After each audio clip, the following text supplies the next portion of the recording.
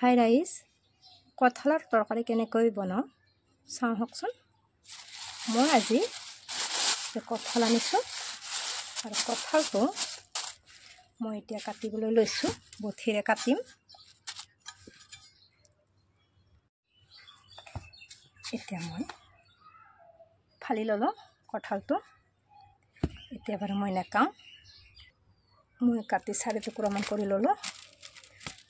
গতিকে ইমান নালাগে, বাকী তাত থৈ দিলোঁ। আৰু ইয়াৰ কাৰণে মই আলু লৈছোঁ 2টা, আদা লৈছোঁ, জলকীয়া লৈছোঁ, নহৰু, পিঁয়াজ, জলকীয়াৰ গুড়ি, জিৰা আৰু গৰম মছলা। এইখিনি বাৰু মই ইয়াতে দিম। আহক বাৰু এতিয়া মই এই কঁঠালখিনি কাটি লওঁ, তাৰপিছত ইয়াত আলু দিম। এতিয়া কঁঠালৰ তৰকাৰীখিনি কাটা হ'ল। ইয়াতে মই আলু মেকাই দিছোঁ, অলপ পানীত চিকাই থৈছোঁ, ধুই উঠাম। আৰু এতিয়া মোৰ হাতত আঠা লাগিছে, ইয়াত মিঠাতেল দি কাপোৰ এখনত মই ধুনীয়াকৈ হাতখন চাফা কৰি লৈছোঁ আৰু বঠিখনো মই চাফা কৰি লৈছোঁ। এতিয়া মই কঁঠালৰ তৰকাৰী হেৰিখিনি ইয়াত সিজিব দিছোঁ অলপ পানীত। ইয়াত কিছু সময় সিজি থাকক। এতিয়া কিছু সময় মই গৰম পানীত দিলোঁ। এতিয়া মই লৰাই দিলোঁ।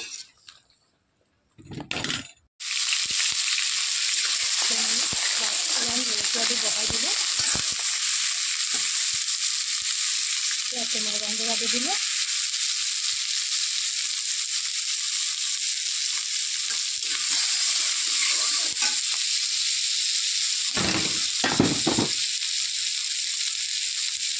দি দিলোঁ।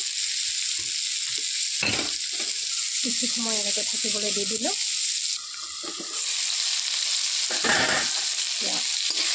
মই দেখুৱাই দিলোঁ। এতিয়া মই পিঁয়াজখিনি দি দিলোঁ।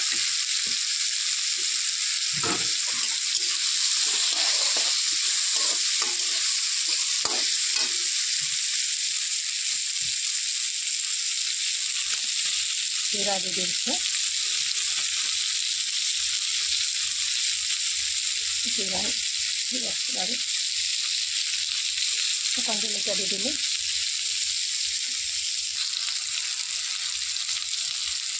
জিৰা গুড়া,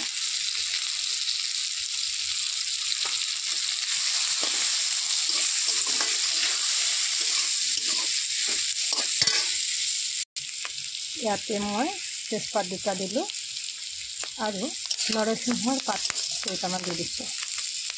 নৰসিংহৰ পাত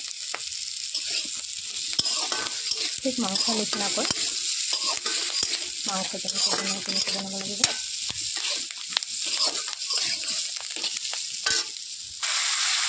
এতিয়া মই পানী দি দিলোঁ অলপ।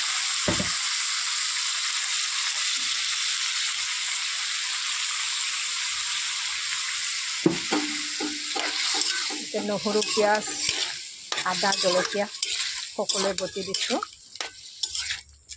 মাংস যেনেকৈ বনাই আছোঁ।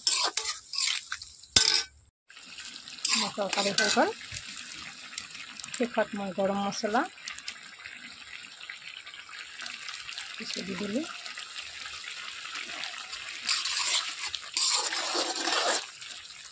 তৰকাৰী হৈ গ'ল। চাওকচোন, কঁঠাল তৰকাৰী হৈ গ'ল। আপোনালোকে খাই বাৰু কেনে পায় জনাবচোন।